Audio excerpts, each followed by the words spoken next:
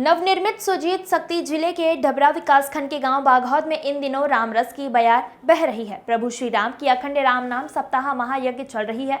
पूरे आंचल में राम भक्ति के बयार बह रही है।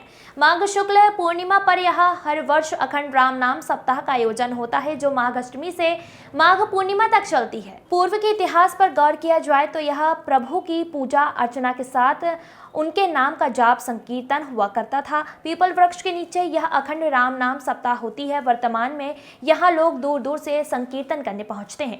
रात दिन एक सप्ताह तक यह चलता है और हर वर्ग घूम घूम कर अपने धुन में राम का जाप करते हैं। राधेश्याम सीताराम, इस तरह यह संकीर्तन होता है। राम नाम सप्ताह को त्योहार जैसे मनाने का परंपरा चल रहा है। यह 1924 से यहाँ अखंड राम नाम सप्ताह चल रहा है। अपनी 100 वर्ष पूर्ण करने पर शताब्दी वर्ष के रूप में मनाया जा रहा है। पूरे आंचल में उत्साह है। अखंड राम सप्ताह में गांव की बेटियों को विशेष आमंत्रित किया जाता है ताकि वह अपना बचपन ना भूले। बचपन से लेकर विवाह तक इस महायज्ञ से इस गांव के लोग जुड़े रहते हैं। इस कारण यहाँ के लिए यह त्योहार से कम नहीं है। Bureau report.